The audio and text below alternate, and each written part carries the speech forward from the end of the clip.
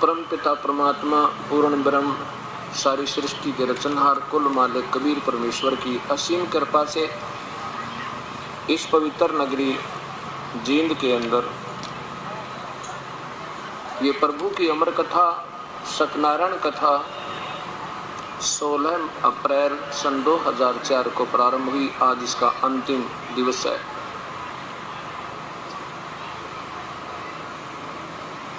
जिस पुण्यात्मा ने चारों दिन सत्संग श्रवण किया है, धन भाग्य है वो पुण्यात्मा जिसको परमेश्वर ने इतना शुभ समय दिया। ऐसे घोर कलयुग में ये प्राणी अक्षणिक सुख को पाकर परमात्मा से बहुत दूर जा चुका है। और जिन पुण्यात्माओं के अंदर आज भी प्रभु की कसक विद्यमान है, धन्य है उनके माता पिता जिनसे जन्म हुआ, धन्य है उनके शुभ संस्कार जिसके कारण परमात्मा उनके ऊपर मेहर बख्श रहा है। और ये युगों से छुपी हुई सच्चाई आज फिर पुण्यात्माओं के समक्ष इस दास के माध्यम से वो परम पिता अपनी प्यारी आत्माओं तक पहुंचा रहा है। वो परम दयालु, वो परमेश्वर सारी सृष्टि के रचनहार कुल मालिक कबीर साहिब या तो स्वयं आते हैं या मेरे जैसे दास पर मेहर करके अपनी प्यारी आत्माओं को अपनी शरण में ले लेते हैं। इस 4 दिन के सत्संग में दास का उद्देश्य रहा है कि ये निर्णय किया जाए कि वो परमात्मा कौन है जिसकी उपासना से मैं सर्व सुख, आत्म कल्याण, जन्म मृत्यु मोक्ष से मोक्ष और शाश्वत स्थान अर्थात वो सतलोक प्राप्त हो जावे। जिन पुण्यात्माओं ने 4 दिन ये सत्संग निष्पक्ष भाव से सुना है, ईश्वर को साक्षी रखकर उनको ये तो पता लग गया होगा कि आज तक जो हमें ज्ञान प्राप्त था वो संपूर्ण नहीं था और उसका कोई शास्त्र आधार नहीं था। वैसे तो ये दास भी आपको बहुत कथा सुना सकता है, बेलनी और राम की, सुदामा और कृष्ण की, और बहुत से वाणी शब्द भी सुना सकता हूँ। बजले रे भगवान तेरे काम आवेगा, बजले रे भगवान तेरे काम आवेगा। दिन रात लगा और मतलब 2-2 घंटे तक ये गाने भी सुना सकता हूँ। बेशक आवाज सुरीली ना हो परंतु गा जरूर सकता हूँ। कहने का भाव ये है कि जिस के लिए हम प्रेरणा देते हैं, बजले रे भगवान तेरा काम आवेगा, राम नाम रटते रहो जब तक घट में प्राण, कबू तो दीन दयाल का फिनक पड़ेगी कान। मानुष जन्म पाकर जो नहीं रटे हरि नाम, जैसे कुआ जल बिना कर बनवाया क्या काम। ये प्रेरणात्मक प्रभु की तरफ अग्रसर करने वाली, आसक्त करने वाली वाणी उस परमेश्वर की सुनाई जाती है, इसलिए कि ये प्यारी आत्मा प्रभु की भक्ति करके अपना जीवन कल्याण करावे। जब तक हमें यही नहीं मालूम वो परमात्मा है कौन जिसकी भक्ति करें, क्या विधि है उस परमेश्वर के पाने की, क्या प्रमाण है उस विधि को जिससे हम पूजा कर रहे हैं, तो तब तक हमारा वो प्रयत्न विफल है, व्यर्थ है। जब तक हमने ये मालूम ही नहीं कि हम कहाँ जाना है, वो मार्ग जहाँ हम जाना, पहले तो यही नहीं मालूम हमने जाना कहाँ। अभी तक जिन महापुरुषों की थ्योरी आज तक दास ने पढ़ी है, उन्हें क्या बताने की चेष्टा की है, उन पूर्ण परमात्मा कबीर साहब ने छोड़कर या उन महापुरुषों ने जिन्होंने उनके साक्षात दर्शन में परमेश्वर के, उन्होंने तो वही विधि, वही मंत्र और वही तरीका, वही स्वरूप परमेश्वर का जो की तो व्याख्या की है, जो उन्होंने आंखों देखा और जो दास पर कृपा हुई। उनको छोड़कर बाकी जितने भी ये पंथ और संत ये मार्गदर्शन कर रहे थे, इनकी जो थ्योरी है वो कोई आधार नहीं किसी का। सबने घुमा फिराकर वही ला छोड़ा जहां पर उस ज्योत निरंजन का ऊपर, उस काल के ऊपर वो अव्यक्त है, कोई का वो व्यक्त है, कोई आकार कोई निराकार बतावे, और फिर आखिर में प्रकाश और रोशनी और धवन उसकी धुन सुनना अंतिम उपलब्धि। ये तो वही बात होगी, घुमा फिरा के और वहीं रहट वाला बैल, तेली वाला बैल बने हुए थे हम।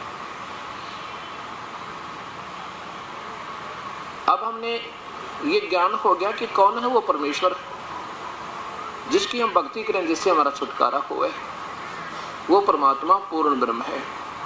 उसका आकार है वो मानुष सदृश है। सभी परमेश्वरों की, सभी भगवानों की, सभी ईश्वरों का अपना अपना शरीर है और उनका तेज है। उनका शरीर हमारे जैसा काया नहीं है, ये 5 तत्व की काया नहीं है। ये पुतला 5 तत्व का स्नायु यानी नाड़ी से बना हुआ नहीं है। उस परमेश्वर का शरीर तेज पुंज का एक तत्व का है। और इन भगवानों का तत्व जो अन्य भगवान है, इनका 9 तत्व का है। 9 तत्व उस एक माने सर्वशक्तिमान जो होता है वो एक तत्व का है, और बाकी इसमें मिलावट 9 और फिर नीचे आके 5 तत्व के हमारे शरीर है। और सबसे 1 नंबर का जो तत्व है वो नूर है, तेज का शरीर है। और उन 9 तत्व के शरीर का भी तेज है। जैसे ब्रह्मा विष्णु महेश की भी सतीथि मानव सदृश है। उनकी 4 भुजा हैं, वो 2 भुजा भी बना सकते हैं, वो 4 भी बना सकते हैं। और इनकी माता की 8 भुजाएं हैं और इनके पूज्य पिताजी की 1000 भुजाएं हैं। सहस्रा बाहु है वो 1000 मुख भी बना सके, 1000 हाथ भी बना सके, 1000 पैर भी बना सके, इससे ज्यादा नहीं, और 2 भी बना सके। तो अभी तक ये जितने भी संत केवल इस ज्योत निरंजन यानी प्रकाश में परमेश्वर तक ही सीमित हैं, चाहे वो महर्षि कहलाते हैं, चाहे वो आज वर्तमान के जगत गुरु सतगुरु की जो उपाधि प्राप्त हुए हैं।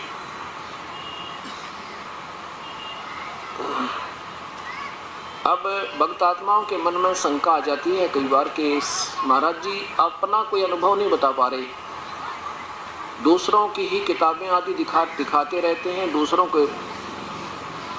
उनकी कहानियां सुनाते रहते हैं। पहले तो कारण क्या है, ये शंका क्यों आती है? क्योंकि हमने ज्ञान जो सुना हुआ है वो पूर्ण नहीं था, वो अपूर्ण था। अब जैसे अनुभव क्या चीज होती है?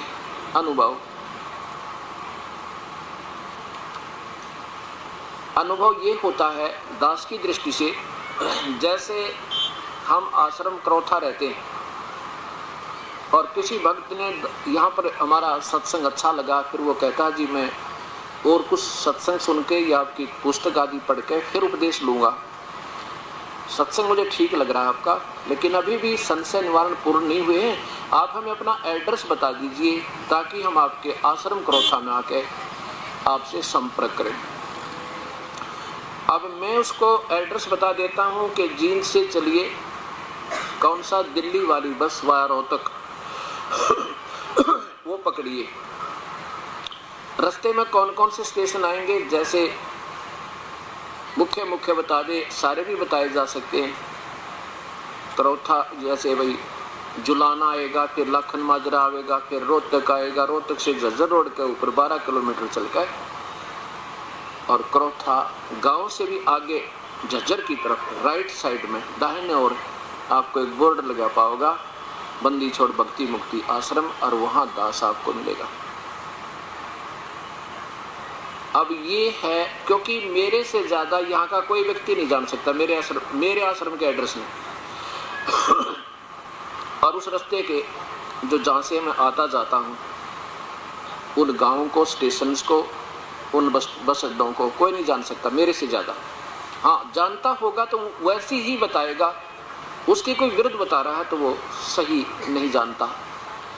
अब जैसे पूर्ण परमात्मा कबीर परमेश्वर ने अपनी महिमा, अपने सतलोक का ज्ञान, जानकारी अपने घर की आप आके और हमें बता दी, लिखती कि मैं सतलोक रहता हूँ, मेरा सतपुरुष अमर पुरुष पूर्ण ब्रह्म, मेरा नाम अकाल मूर्त सब स्वरूपी है, मेरे उपमात्मक नाम है और मेरा वास्तविक नाम कबीर है, और मैं सतलोक में रहता हूँ। बेटा तुम भी वहीं रहते थे मेरे पास, लेकिन तुम इस काल के जाल में फंस कर नीचे फंस गए।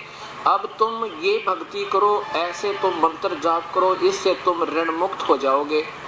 और ये मंत्र हैं, वो 3 मंत्र हैं, ऐसे तुम जाप करो, और फिर यहाँ से जब चलोगे ना तो मेरे पास तुम इस विधि से ऐसे ऐसे रास्ते के स्टेशन आएंगे और मेरे पास पहुँच जाओगे। अब जैसे वेदों में क्या लिखा है, वेदों में भी ब्रह्म तक की साधना ओम नाम के जाप है और 500 यज्ञ का प्रमाण शास्त्र में लिखा है। पवित्र गीता जी भी ये प्रमाण देती है। वेद, चारों वेद और पवित्र गीता जी एक है जहां तक भक्ति मार्ग का संबंध है। अब विचार करना, आप यहां से चलो क्रोथा के लिए और आपके पास वो मैप होगा मेरा बनाया हुआ कि यहाँ जींद है, ये ऐसे चलिएगा, यहाँ लखन माजरा दुलाना आएगा, लखन माजरा, फिर रोहतक, फिर जज्जर रोड पर क्रोथा आश्रम। आपके पास वो मैप है, उसमें लिखे हुए स्थान हैं और वो बस कौन सी आपने पकड़नी है वो भी लिखा है। और ये भी बता दिया कि वहाँ आने के लिए कम से कम आपको 30 रुपये या 50 रुपये तेरी जेब में भी होने चाहिए, या 100 रुपये वापस आने और जाने के।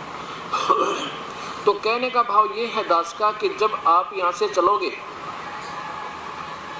अब आपका अनुभव क्या है। अब कोई बतावे कि भी आप तो उस महाराज जी की सुनी सुनाई बता रहे हो, आप क्रोथा गए हो कभी या देखा हुआ महाराज जी को आपने, आप अपना अनुभव बताओ।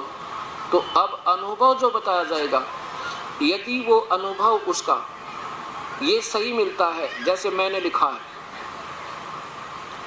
और वो यहाँ से चल पड़ा, वो पहुंच गया लखन माजरा, और लखन माजरा तक वो बता रहा है कि मैं यहाँ से बैठा, यहाँ पहुंचा, लखन माजरा पहुंच गया, और वहां से उतर कर बैठ लिया वो गवाना वाली में और पहुंच गया पानीपत, और वहां जाकर उतर जाता है, वहां उतर कर कहता ये आ गया क्रोथा। अब कोई कहता है कि मैं क्रोथा जाके आया हूं, तो वहां क्या देखा कि महाराज जी तो थे नहीं, वो तो निराकार है, आश्रम भी नहीं उसका, और क्या देखा तो स्टेशन कौन से बताए, गोवाना, फिर वहां से लखन माजरा से गोवाना, गोवाना से फिर इसराना और आगे क्रोथा लिख दिया।